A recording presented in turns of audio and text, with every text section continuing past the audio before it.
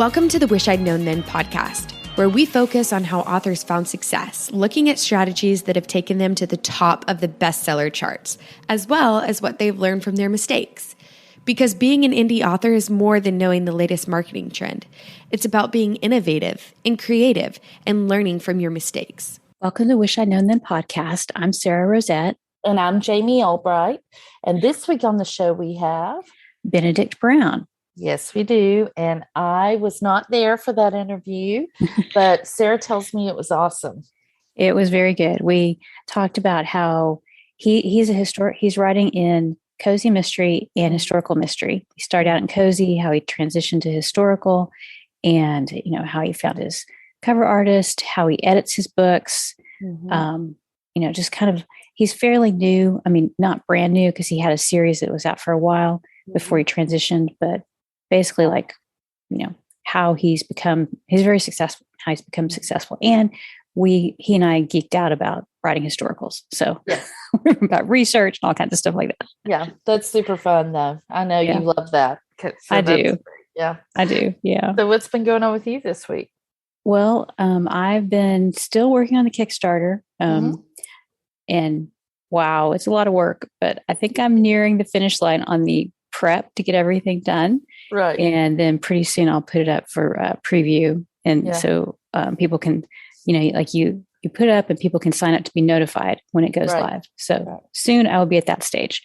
I hope, fingers crossed. Yeah. But I made a video today and I do have a tip. If anyone's going to do Kickstarter, don't record your video in Zoom because the video quality is not as high because I remember somebody saying that if you do a screen share in Zoom, they use a higher quality. But if you don't do a screen share, which I did not, and I got done, and I was like, so I'm going with I'm not going for perfection this time. And I have a lot of graphics and stuff so it's not all me, but definitely keep that in mind if you're doing a Kickstarter. Yeah. So how did you end up recording it? I just used Zoom and recorded my screen, but then I also went into Canva and created a little video that shows my cover and kind of grabbed some video, photographs and videos from Deposit Photos and put those in there. Okay. And then I laid that over. So that's the majority of the video is. Oh, okay. So it's not about me. Yeah. I thought you were saying don't do it because I did it and it was bad and I had to redo it. But you just did it. I love that. Just roll with it, Sara. I'm rolling. I am rolling with it. So that is about the most exciting news I have this week. So what about you? What have you have going on? I may gain, 30 to 50 pounds. My gosh, so you have to explain that. Yeah. I thought COVID was bad. Go to a small town and have a family emergency and they will fatten you up faster than you can say small town. Because everybody brings a dish, right? Oh my gosh. We have so much food. There are right now at this moment, there's a chocolate cake, but a whole chocolate cake, a pan of banana pudding, a pan of bread pudding, and a blueberry cobbler. I had one serving of the blueberry cobbler. I think I'm the only one that had blueberry cobbler. There are a lot of people in our family, and I think that's what people think, but they're not all here at the same time. Well, I'll be right over. I'll help you eat all that. Put the address in the show notes because we are not going to be able to eat all of this. I mean, I swam today for about 40 minutes because I was like, I've got to work some of this off. It's calories. Too hot to walk, and my foot's been hurting anyway. So I just was like, well, I'll swim. And but yeah, it's been crazy. It's just been crazy. And so my sister's she's doing okay. She's doing okay, and we're all okay, depending on the time of day. So we're hanging in there. But if you don't recognize me the next time you see me, you'll know why. So. It's the blueberry cobbler. It's the blueberry. It's probably the banana pudding, if I'm being honest. Yeah. But yeah, people have been super, super kind and sweet. And I mean, every time we turn around, somebody is bringing something to the door. Yeah. You know, Yeah. So that's been amazing. Mm-hmm. But it's gotten a little. You might have to start just regifting. Yeah, regifting. I know. My mom, there was some donuts or something, but they had been sitting out for a couple of days. My mom was like, should we take these over to so-and-so's house? Because they had a lot of kids, and we're like, no, we're not going to stale donuts. Like, that's not.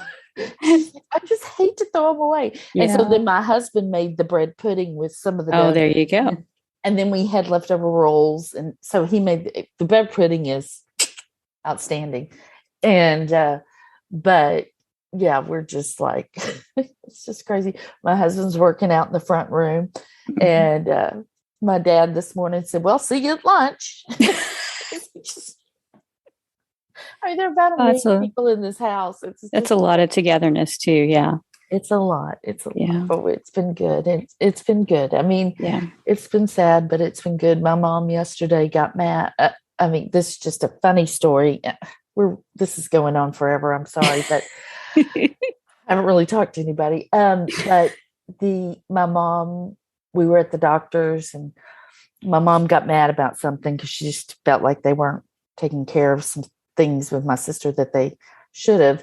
And so she storms into the bathroom, and she's just in there, and she's just talking to herself, and she comes out of the stall. And about that time, a man comes out of the other stall, and they just look at each other and nod their heads, and then turn and walk. She turns around and walks out.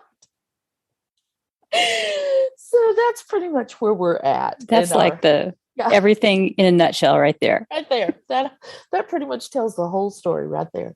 So anyway, yeah. So we're doing okay. We're doing okay. Right.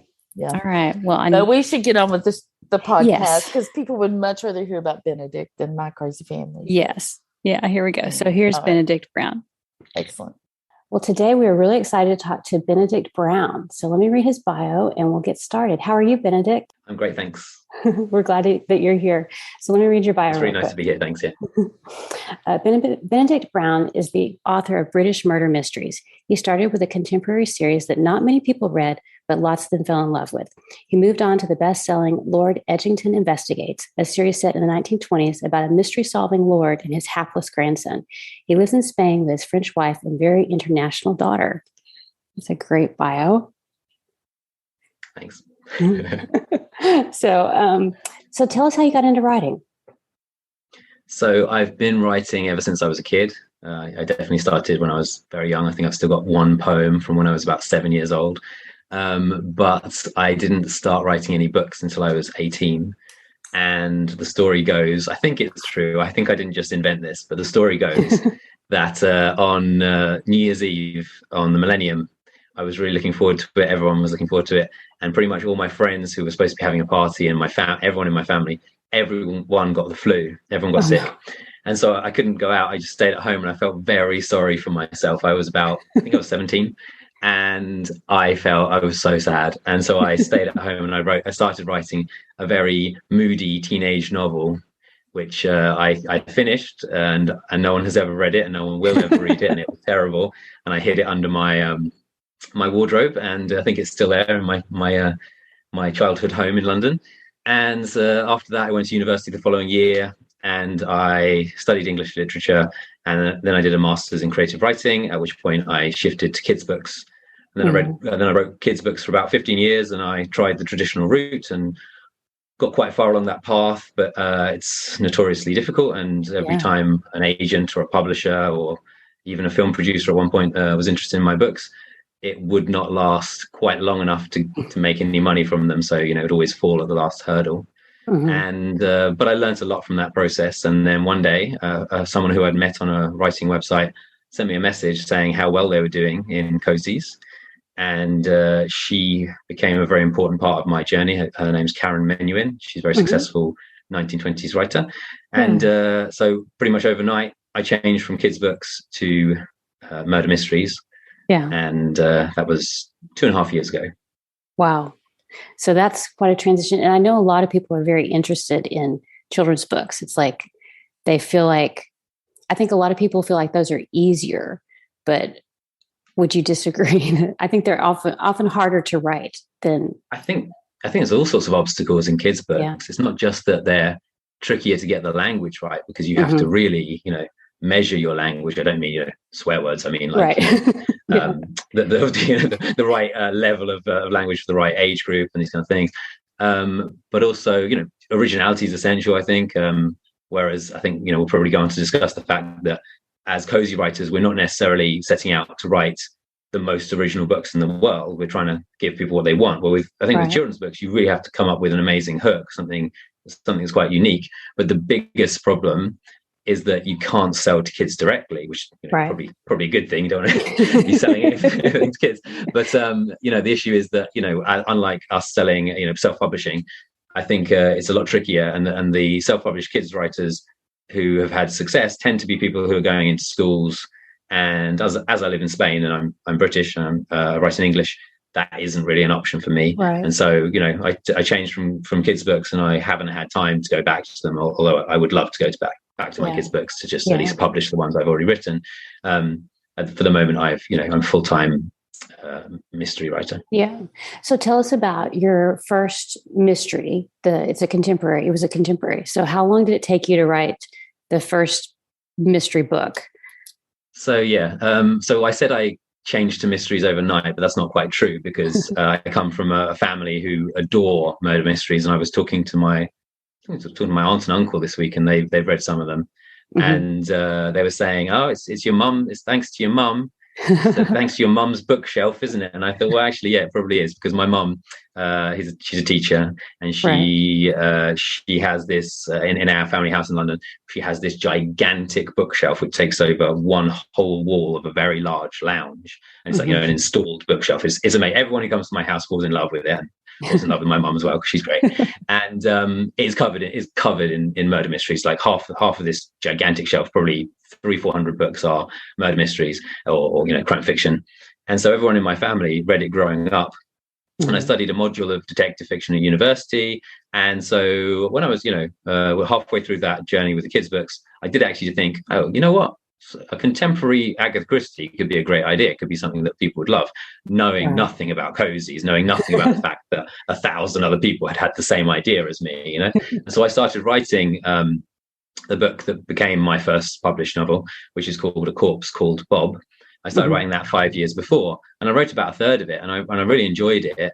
But then, I got distracted probably with my kids' books and just didn't finish it. So when I got that email telling me how well my friend was doing, I went back to that. I didn't want to copy my friend's 1920s books. I didn't want her to feel like I was just ripping her off. Right. So I went back to my series, and it already had the main plot and the main characters, and I knew the twist, even though I didn't know much else. And so I think I got that email from my friend Karen in about probably August 2019, and I published that first book in December 1st, 2019. So it probably took me a couple of months. I wasn't as fast then as I am now, but I went through my normal editing process and managed to get it out in a couple of months. Yeah, well, that's terrific. And I think that if you read what you're writing in the past, if you've read it and loved it in the past, I think it is easier to write it. So like I'm a longtime mystery reader. It's like my favorite genre to read. So it's easy for me to think about a mystery plot, and it kind of gives you a shortcut, I guess. Whereas if you're not familiar with the genre at all, you might have to read up on it. Yeah, absolutely. My wife will not let me talk if we watch a murder mystery. She does not allow me to, because I am quite good at analyzing the plots and saying what's going to happen. I'm not perfect. I think with books it's harder. With TV shows or movies, it's rare that something catches me out these days, because it's just they signpost it, And so probably because of that, because I spent so long analyzing the way that plots work, I was well placed to start writing. And so that contemporary series, I think I just published my 8th book in that series, and there's loads of novellas as well, but eight novels. And it was a good start. I think, considering the title of this podcast, there's a lot I learned from it. There's a lot I did wrong. But if I hadn't gone through this process, I wouldn't have moved on to the second series that was more successful. Yeah. So why did you switch to the historicals, and how did that come about? So I published the first one in December 2019. A year later, I think I was publishing my 5th book in that series for Christmas, and that book did really well. I should probably say, I was an English teacher in Spain, so English, a TEFL teacher, which is teaching English as a foreign language to Spanish speakers. I'd enjoyed my job. I'd done it for 15 years. I lived in Spain all that time, and I really loved it. But I never earned any money in it. I mean, we have an incredibly cheap lifestyle, and I don't mind telling. I've mentioned other podcasts. I earned about 15,000 euros a year, which was a great lifestyle. But in 2018, I had a child, and so suddenly things think, are different, right? Maybe I won't be selfish and only worry about how many concerts I can go to in a year and where I can go on holiday. And actually, maybe I should save some money for once in my life. So I was, so that first year we didn't make loads of money, but I came close to covering my first year's salary, and it seemed like it felt like we were doing well, and COVID certainly helped. I don't want to be positive about COVID. I don't want to be positive about the pandemic, but I published my second book like a month into the pandemic, and that was when people were sitting at home and reading, and so it helped. People were starting to find that book, and people really do like that series. There just isn't a built-in audience for it the way there is for 1920s mysteries, and so I published the Christmas book that year, and I thought, well, it's doing well, but I've got about 6 months before I have to go back to work as an English teacher if this doesn't really take off. Right. And I thought, well, so I always planned to start a second series. I considered maybe something paranormal, but I didn't really. I mean, there are some massive authors in paranormal Cozies, of course, but from my friends who were writing it, they were perhaps a little bit disappointed that their series hadn't quite hit the heights they were planning. And there was one person I knew who was doing phenomenally well, and that was Karen with her 1920s. So I actually asked her. I said, "Karen, do you mind if I, jump on board?" And she said, "No, of course not." And she supported me a lot throughout. I became her editor. I edited most of her books in the Heathcliff Lennox series, and I continue to work with her. And she's become a great friend. I've met in real life, and she's amazing. I mean, I wouldn't have been able to do it without her, cheerleading for me. And when my 1920 series came out, she pushed it to her friends and stuff. So she's been an immense help. But it was a big change going from contemporary to 1920s. It's a period I love. I love the Poirot series with David Suchet, which is very famous in Britain. And my family, my mum's a history teacher, so I know a lot about several periods, but she's always really loved the 1920s. So again, I think I had a good start already, a good basis to start writing them. But yeah, the thing that really made me decide to go in that direction was that I was doing well, but not well enough. And I really felt I put pressure on myself. My daughter was about 2 or 3 by the stage. I put pressure on myself to be making enough money to cover mine and also my wife's salary, because she had been home from work to have the baby. And then she's a graphic designer and hated her job. And I was really trying to support us both. Yeah. So money. It was all about money. It often is. It often is. I think that some writers write just for the love of it. But I've always been a writer who wanted to make it my career and make it income and contribute to the family budget, and so that gives you a slightly different perspective. And a lot of times the incentive that we need to try that new genre or, try the new marketing tactic or whatever it is. Absolutely. Yeah. And I think once you're writing as well, even once you're full time, it's what you need that to drive you forward as well, because I could write a lot less books now, and we'd probably be surviving, and we're doing very well. So I'm very pleased with that. But you have to sort of think about the future. You have to think about what's important to you, and I think that drives me onwards. It does. I wrote 6 books. I published 6 books last year. I've already I'm on target for 5 or 6 this year, depending on how lazy I am this summer. And if I didn't have that driving me forward, I think it would be more difficult. Yeah, I understand that. So, well, we're going to come back to marketing and how you kind of launched them. But first, before we do that, tell us a little bit about your research for the 1920s. So you had kind of a general knowledge and a background. Did you do any detailed research for your series specifically, or how did you go about that? Definitely done quite a lot of research at this point, and done quite a lot of detailed research, and gone beyond sort of Wikipedia stage of research. But I would argue that that's not always necessary. I do like reading historical nonfiction, and so that that fed into it.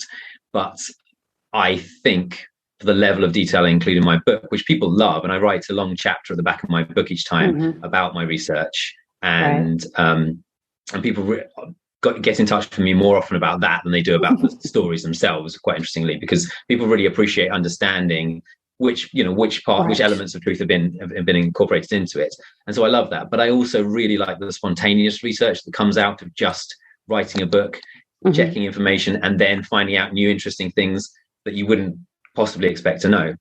So with the very first book, I think, because it's all set in a country house in Surrey, where I'm from, and it's fictional characters, fictional situation, there wasn't as much history in that book as there has been in the later books, where I've looked for new avenues to explore. So although although I checked a lot of facts, and I did my sort of the key elements I put in place, it was more geographical research and sort of technological for the time research. Than I didn't put a lot of politics or a lot of historical events in it, because I think it was an introductory book. So that was not a massive effort. But then the fifth book in the series, I spent an extra month researching it because I was so interested in the time period, and it was about the bright young things of the mid-20s social movement in London among the very rich young aristocrats at the time. And that, I read several books off, I didn't really need to read them, but it just my interest got carried away. And because it was set in London City, it was a lot more complex. And so, I love the research side of it, but I don't just spend time researching. I'm always writing whilst researching, except if I have, go on holiday and I have time to read a book or something like that. The fact was that book was because I took Christmas off, and so I had time to to read around the subject. But like with a lot of self-publishing, and you and I were both at a conference a couple of weeks ago where the message was driven home. It's not always necessary to spend a year writing a book. It's not always necessary to do 1,000 drafts, and it isn't always necessary to spend weeks and weeks or months getting the historical accuracy down to a T. I think people compliment me on my historical accuracy. My mum would murder me if there was a printer in it, or a fridge or something in the 1920s, or if I made such mistakes. But she reads them and says, "I don't know how you do it, Benedict." So if I pass her test, I'm okay. Yeah. I find that when I research, it's more it's like the little tiny detail that will be a spark of an idea. It's like something that I go, oh, that could be a clue, or that could be a red herring. And I find that historical readers love that chapter at the end where you sort out, this was the fact, this is how I, took it in this direction for this story. This character isn't a historical person, but they were inspired by, reading about this person. I think readers love that. And I think that the internet actually helps with that, because if you read a book, it's much more linear.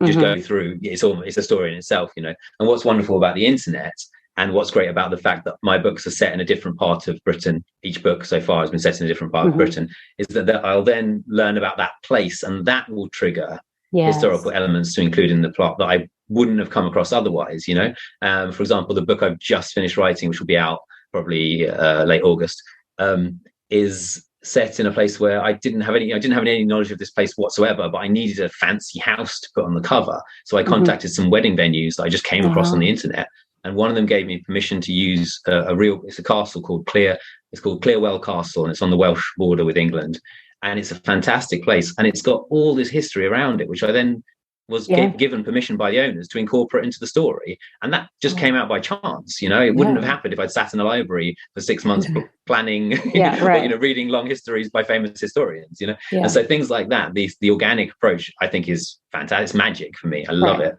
Yeah. And it makes the books probably richer because it's something that you found and we're incorporating it as you wrote. So that's wonderful. Absolutely. It's a great feeling when that happens. So let's talk a little bit about marketing. So when you launched your historical series, did you do anything different? do you have like a marketing plan, or do you do it more intuitively?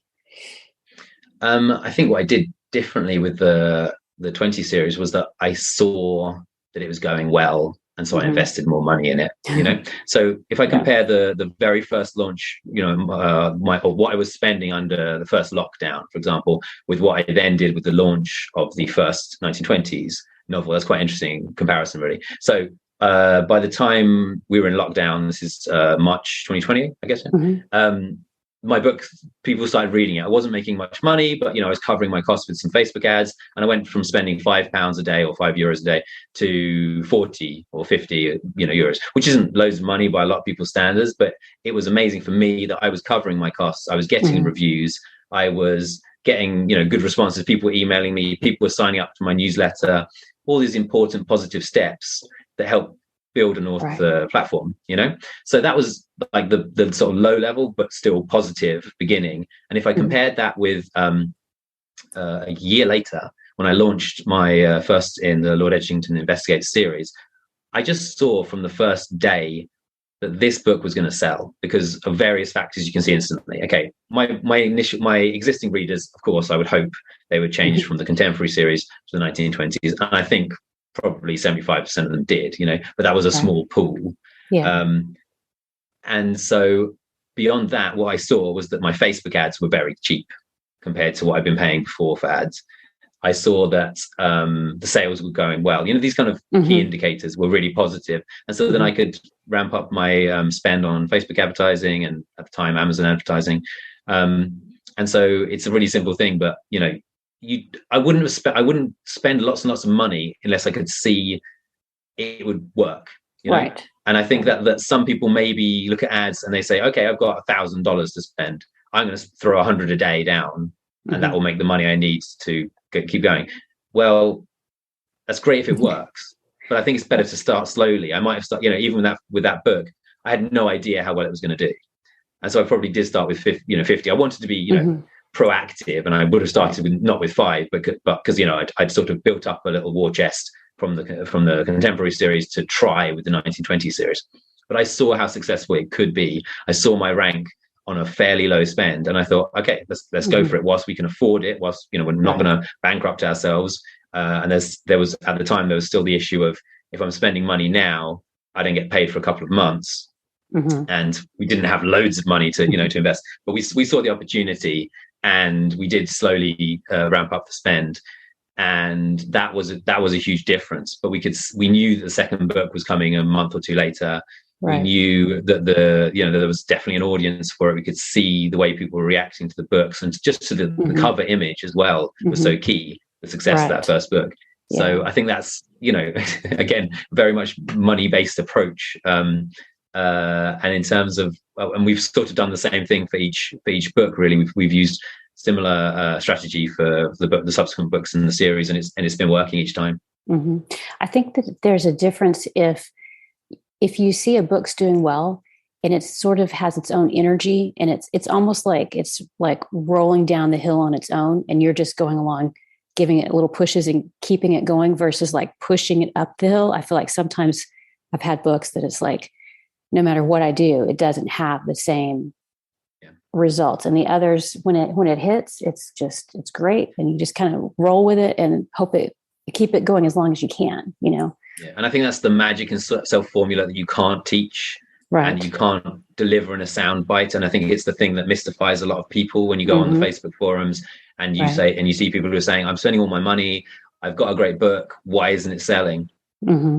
Because it's not just about having a great book, is it? It's about having a great, and if you look at TikTok or something like that and see where all the best-selling authors are, it's because they're writing in the right genres. They've struck upon a formula which which appeals to people. And I think I was lucky to jump in with the 1920s when I did. I think maybe now it might even be more a little trickier to have the success I had even 18 months ago. I think. So there is that magic which you have to hope you find, and it can go away as well. I know there are writers who've had a great, really successful series, and they've tried to transition to something else, and it hasn't worked as well. So I fear that just as much. But we all do. But it's like if you can find is like the kind of the Venn diagram overlap of, what you like, what readers like, the right timing for the genres. And we don't always get it right. And, we just keep going until we get it right. But you mentioned your covers there. So talk to me about how you found your cover artist, because this is a good story.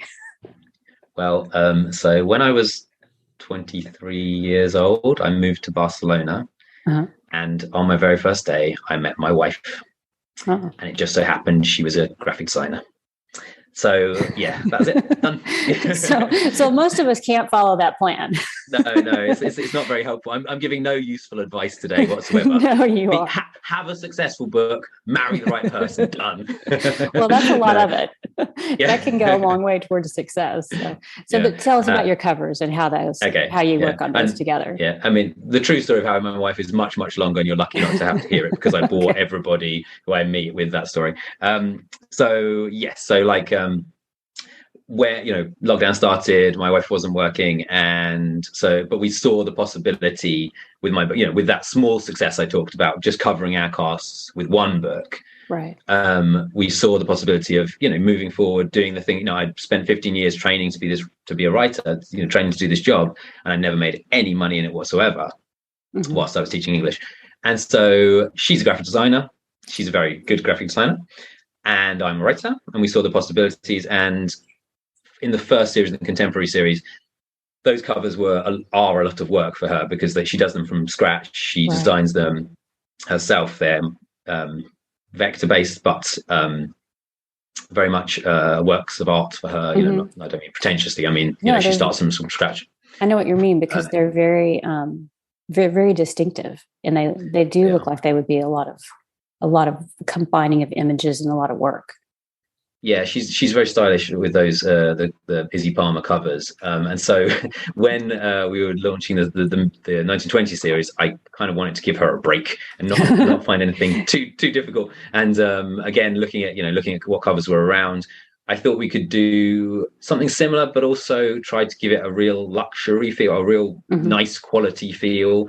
And so the 6 or 7 books we've already done the covers for, each has a different color, a different frame around the outside, and each has a very attractive photograph, which we use a filter on to make it look more like a painting, but it's still very much clearly got a lot of detail in it. And the first one was a country house in the centre of England, and we've used landscapes, and we've used what else we've used, scenes from a city as well. And then, as I mentioned, the next one will be a castle. But they've kept this idea of having a very beautiful image, because I think that is essential for the advertising. Yeah, whether it's Facebook or brand ads on, what's that called? Sponsored brand ad, I think it is, on Amazon. It's the image. As much as people might be attracted to the title, they probably won't read it before they see the image. So. We've also done things like adding the car that my detective drives into the picture, which adds a little, I think maybe pulls in men as well. I probably have about 80% female readers, but I do have quite a lot of really devoted male readers. And I think a lot of people talk to me about the cars, things like that, little touches, which also hint at the 1920s, and the fonts and these. We did spend a long time with the first in the series to get the formula right. And it's a great, like my wife gets angry at me because I have too many opinions on the covers, and she says, I don't come and tell you how to do your books. Why are you telling me how to do the cover? But then in the end, I think it really works well that we work together, and I'm tough. I'm a tough boss, and I do. We not so much these days because we've got the formula down, but on that first book, we went through a lot of changes to the spacing and the fonts and all these kind of things, and I know people love those covers, and I'm hugely proud of them. And Marion, my wife, has done an amazing job. Yeah, that's terrific. And I do think that if you can get the first book right, the first book cover right, then the rest of the series is much easier. Even if you have trouble coming up with the exact image or combination or whatever, if you have a pattern that you can follow, it does make it a lot easier. Yeah. And we have made, there's one slip up. One piece of advice to every author is that the lightness and brightness of the image is very important. The 5th book, which came out, I think in February, had quite a dark image. It had a very it was set in winter, so I didn't want it to go. It wasn't a Christmas book, but it was set in winter, so I didn't want a bright sunny sky like lots of them have. And it's a picture of Parliament in London with a very gothic, purpley Halloween sky, essentially, and we put a purple frame around it. And it was interesting. It wasn't that the book made less money, and it wasn't that haven't got the same read through. But when it came to advertising, it was much, much more expensive. It was almost double. And so my return was lower, you see, even though it made as much money. It's a strange situation. But so that was interesting, and I know if you do any of the cover design for author courses that like Stuart Bache has done some, I know, that people often express how bright colors make a difference. And at the very first level, getting people to click on your image or getting people to end up on your Amazon page, that can be very important. Right. Yeah. And I think it really, for historical cozy readers, they want that beautiful country house, that they want that place that they would like to go see. Maybe they can't travel, but they want to go to England virtually, and it can make a huge difference if you have something that just makes people go, ooh, that looks like what I would like, just pulls them in. It's like, yeah. And I tend to be the one choosing the images and investigating what you can use, because you should also be quite careful, because you cannot. I'm currently in the English countryside on holiday, and about 10 minutes walk down the road, there is an incredible house that I want to put on my cover. I just drove past it last night, and I'm considering going and knocking on the door and asking if I can use a photo of their house. It is gigantic. It is a mansion, but probably 18th century, and I can't just put my camera through there and take a picture of it. Right. It has to be, you have to either have permission to use the house. And so you have to be a bit careful with the pictures, available on stock image sites, because the photographer could have just gone along there. I mean, who knows if anyone would ever cause a problem, but I've been able to find some houses that are either in the public domain because they're public buildings, or because I think if it's visible from, there are certain conditions, you check out online, but you have to, it's not that easy to find beautiful country houses or place. There aren't the images. So I spend a long time doing it. And so, as I said, I actually started emailing wedding venues, which would obviously have some interest in publicity. And I've got this castle to use for the next book, which I wouldn't have been able to use if I just bought it on a stock site, because you'd need the permission from the owners. Yeah, and a lot of things I found they're editorial use only. A lot of the places that I would love to use, I'm like, oh, we can't use that. So that's a good tip, is to do the wedding venues, or approach, do your own research, ask and see if you can use it, because a lot of people would love the publicity, so you just have to find them. I'm going to mention in the book that it's in my notes in the back that it's a wedding venue, and if anyone wants to go and get married in a 18th century castle, that's the place to go. You can offer to let them sell it at their shop or something. That might be another. I'm kind of hoping that they'll be interested. It's got the title name of it. So it's Clearwell Castle, and it's got the name in the next book will be The Crimes of Clearwell Castle. And I wouldn't have done that if they hadn't given me permission as well. So it's all so much of that book is because they said yes, and that's great. I emailed 3 people, and the other 2 organizations didn't reply to me. So I was lucky, but I hope this doesn't trigger a swathe of millions of emails across Britain to get to wedding venues, the poor people. Well, they might like it. Who knows? Yeah. Well, so tell us about we talked about your cover designer. What about your editor? How did you find your editor? Because a lot of people have questions about finding editors for their work. Well, I was born in August 1982. Yes. So my wife is my cover designer, and I am my editor. But that's not the whole story, because I go through a 3-stage editing process, essentially. I've never paid anyone to edit my books, which might be foolish of me, but the process has been working so far. So another thing that I gained from that first contemporary series was really dedicated fans, not a massive group of them, but a group of really dedicated fans who were happy to join an ARC team. And so I set up that ARC team for the Christmas book in my contemporary series. And, the vast majority, there's a couple of people who don't read both, but the vast majority stayed with me for Lord Edgington.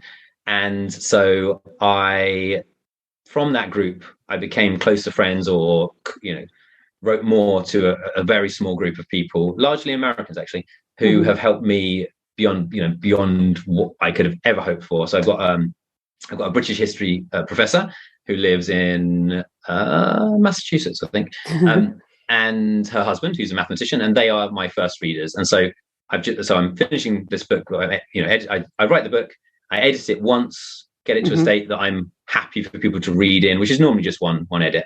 Then a couple of friends and those two incredible people read my book, get back to me with whatever they feel about it, whether they think the plot is original, fair, believable, whether the language is okay, but not a full-on proofread or anything like that. And then I make the edits. And I'm very responsive to what my readers tell me, and what I trust people, and I can normally see if what they're saying is true. And sometimes I'll know it, and I've been lazy ignoring it, maybe. So I go through another edit then, and then I send it to my ARC team, which is, very fluid, but between 30 and 50 people responding each time. And they are incredible. Some of them will just reply saying, I love this book, thank you so much. And then hopefully give a review when the book's out. And others will send back 3, 4, 5 pages of correction, of proof of editing. And I'll go, and then once I've got all those responses back, I will make all the changes, probably do one full read through again, and then publish it. And the reason I haven't paid anyone is because I just don't feel that organic process would work as well if I was paying someone who didn't know my books. I would love to collaborate with someone. I would love to work hand in hand with someone. I wish one of my brothers would decided to give up their jobs and say, right, yeah, I'm going to edit your books. We're going to work on it together, and then we'll get the books out much quicker. I wish I could trust someone to do that. I wouldn't trust my brothers. I don't know why I put them forward. But in general, I wish I had a partner in this. But so far, it's just me and my wonderful ARC team, who have been sensational. But I write a book in about 3 weeks to a month.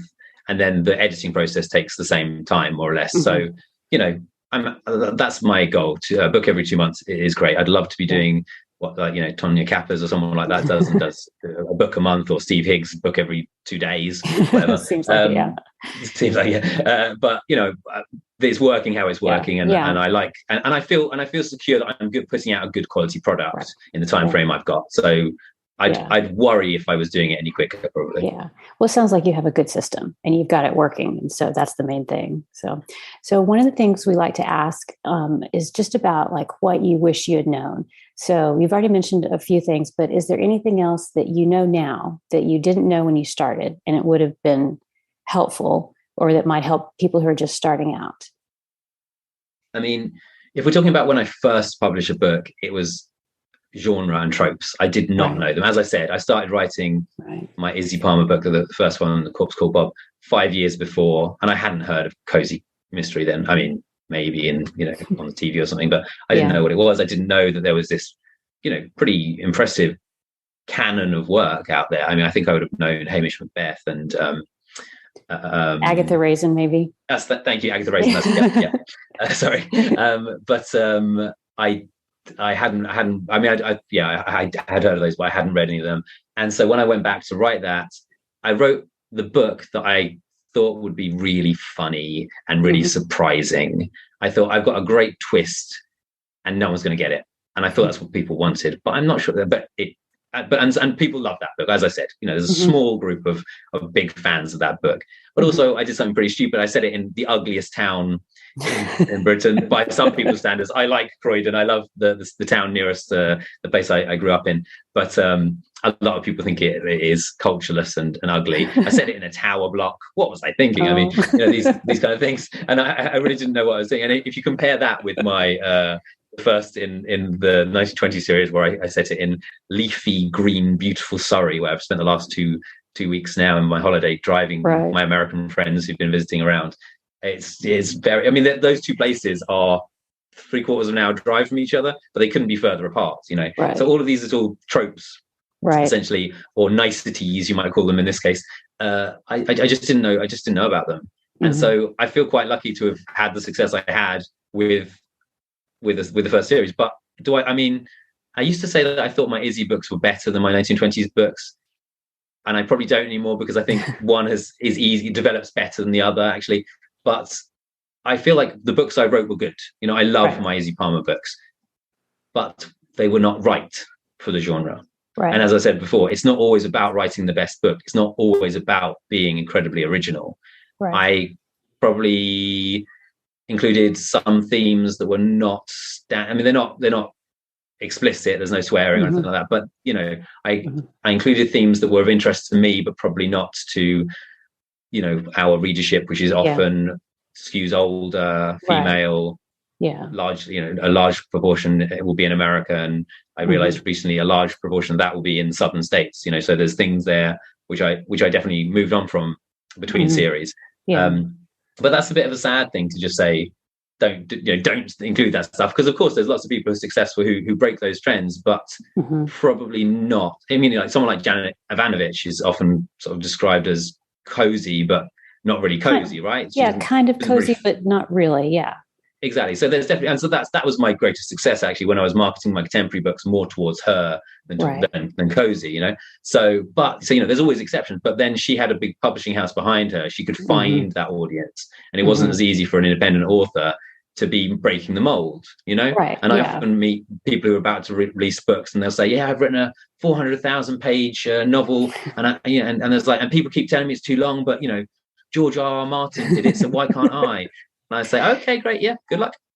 Because obviously they're not interested in, you know, real tips that might help them out. But I always feel like it's a mistake to look at traditionally published, long career, traditionally published authors, because they have their own following. And if you're trying to do exactly what Janet Ivanovic does or George R.R. Martin, you're kind of setting yourself up for failure, because it's very hard to do that on your own. And so it's much better to kind of stay closer to what the readers want. But I found too that I've written some series that are not quite cozy. They're kind of close, but they're not quite. But those series, they have a smaller following, but the following is so passionate because those books are harder to find, I think. So like once they find it, they're in, you know.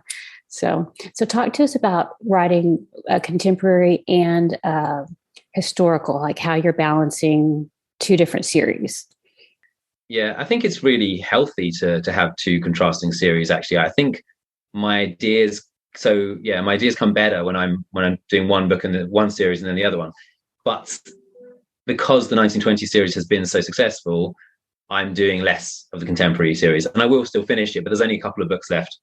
I always said it was going to be 10 books, and there's really only 2 books left to complete the story, and probably do the odd novella, you know, just as a sort of freebie to fans who love those books. But most of last year, I was doing alternately contemporary and then historical, and it was great. It was great. It gave me a break from the past, and it gave me a break from the present, you know, and it kept the humor fresher, you know, in both my series, a lot of humor. And the Izzy Palmer mysteries are very quirky and wacky, and sometimes I love it. I'm, you know, splitting my sides as I write, and sometimes I think, oh gosh, this is so kooky. What is wrong with my brain? Why am I coming up with this stuff? So, you know, to have a break away, you know, to pull away is great, and I'd like to do that. You know, longer term, I would like to find a second genre that's complementary. Maybe romantic comedy. I do love romantic comedy, and that would be nice as well, to have a break from mystery, because the thing that I find difficult in writing mystery after mystery after mystery is coming up with a really sophisticated plot or a really original plot. And I do try very hard to surprise my readers, and I think I've never had a book where I've had more than a few people tell me they've solved the plot, which is what Agatha Christie was trying to do, and that's what I'm not saying I'm as good as her, but that's what I'm trying to emulate. You know, I'm not, you know, I want to be a good mystery writer, not just a good writer whose books people love, you know? Right. So, I think it would be lovely to have not just 2 different mystery series, but 2 different compatible genres. But for the moment, it's going quite well. Yeah. Well, that's good. Well, we're getting close to the end of our time, but I did also want to ask you about writing a male protagonist in a more cozy type series, because I've had a lot of authors say, you know, does your cozy have to have a female protagonist? And I don't think it does. Have you gotten any feedback on whether readers are looking for that, or do they not have any comment on it at all? Well, so, you know, again, my template was Karen Menuhin, and she has a quite sporty, heroic male lead, again in the 1920s and historical. I think it would be more difficult in a contemporary cozy. I do think it would be, and so my contemporary cozy has a female narrator and a female detective with a male sidekick, but and I can imagine sort of using one of my characters from that series in a spin-off, but I think knowing the readership of cozy versus historical cozy, there is I think there could be quite a split, and again, as I sort of implied a moment ago, historical cozy readers tend to be quite conservative, at least in their tastes, Right. So I had this kind of idea that a male narrator might be popular for that reason, this sort of. So my narrator isn't super heroic. He starts off in the first book as 16-year-old, and at this point he's about to turn 18, I think, in the series. And so we see him developing. He starts off very sweet, and he's slowly developing as a sidekick to his much wiser and more experienced grandfather. And obviously, I had the opposite reaction when I was writing Izzy to begin with. A few people would message me saying, "Why are you writing from a female perspective?" Other people would say, "Well done, writing from a female perspective. It's convincing." So right. I think with the historical, though, no one would have ever said to Agatha Christie, "Why are you writing Poirot?" or any of the famous queens of crime fiction who mainly wrote male protagonists. So there's definitely much more history, much more evidence for male detectives in the historical period compared to the cozy. I kind of feel that's a challenge. Like now I have to try and write a male cozy, Sarah. That can be your third thing that you branch into. Yeah, maybe might have to be. Yeah. And I think most readers, I don't think they come into it thinking, "Oh, I want to read about a male protagonist or a female." They just want the story, and if it has a male protagonist, they're like, "Great, let's go." I think we as authors sometimes parse things down so small in trying to figure out why certain things are successful that maybe we're focused on the wrong thing sometimes. So but I do think I really hope that someone does take a male protagonist for contemporary cozy, because a reader contacted me about a year ago, and we became quite good correspondents, and he's just published his first couple of books in his series. And he asked me back then, he sent me this long list of questions, and he asked me back then whether I thought he could have a male protagonist. And I think I said, gave the answer I just have now, but he ended up changing. He was going to write a book about a sort of a minister, a Christian minister who was, solving crimes, and he ended up changing to a female narrator. So, wasted opportunity for us to find out. But I really hope that has some legs. I really hope that sometime soon someone will do that. There you go. I hope one of our listeners takes that idea. Yeah, I'm sure somebody will. So that'll be good. And there are a couple, like there's Hamish Macbeth. That's more, but that's traditionally published. So so there is an opportunity there, I think. So that's a interesting thing. I think again, maybe I think it would have to have some softening feature. Like I do like writing about elderly people, like I always have in my kids' books as well. I'd often have like grandfather figures, and so my detective in the 1920s is a 75-year-old. He starts on his birthday when he's 75, and so there is a sort of subgenre of old lady detectives, sort of Miss Marple. So, but even within contemporary, I have got one. Sorry, I lied. I have got one friend, Peter Boone. He writes Agatha Christie inspired contemporary novels with a male. Oh, okay. Narrator. There you go. I found one. We'll have to look him up. And he did, and his first few books did very well. He's not been publishing as regularly, but his launch went exceptionally well, and only focusing on Britain to begin with, and then he was going to expand to America. So it can be done. It can. Yeah. There you go. So that's good. Long good answer, news. Sorry. That's good news. Well, as we wrap up, we always like to ask everybody, what's the best thing you've done to set yourself up for success, do you think? Fail.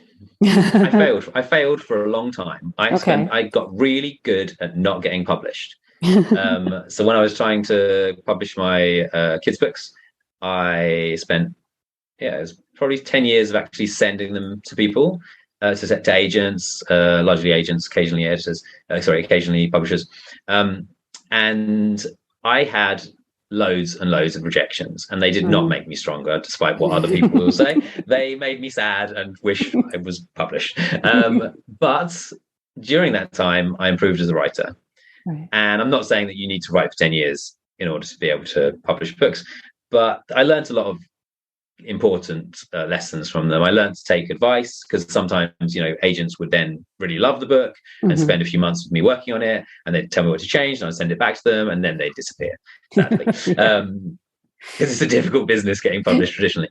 But yeah, I mean, I think maybe the one really, really, really massive thing that I'm pleased about is that I do take feedback well, and even just unsolicited feedback people will send me. I'm happy to hear it, even if I don't agree with it always, or even if someone's a bit rude. I generally like knowing what people think, and with the readers I trust, I respond to that. And someone might say to me, "I really liked this character earlier, in one of the earlier books, and would like to see more of them." And I've brought that character back just because on the basis of one email, which might be against what everyone else thinks, but it probably isn't. Someone's taken the time to email me. They probably have quite a strong feeling about it, and then I'll have nice comments on that element of the plot. So I think the one thing I've done that really sets me up for success is remembering that I can fail, and then trying to avoid those situations by listening to what other people think. Yeah. That's great advice. Wonderful note to end on. So where can people find out more about you? You can go to my website, which is benedictbrown.net. I'm also my main platform is Facebook for social media. But my website is generally up to date if my wife's not too busy. Okay. All right. Well, that sounds good. And we'll have those links in the show notes. And thanks to everybody for listening today. You can find everything at wishidknownthenpodcast.com. Thanks to Alexa Larberg for editing and producing the podcast, and to Adriel Wiggins for doing the admin. See y'all next week. Bye. Thanks for listening to the Wish I'd Known Then podcast. We hope this episode inspired you, empowered you, and made you laugh a little bit too. If you loved it, tell your friends about it. And if you feel so inclined, leave us a review. We look forward to being with you again next week.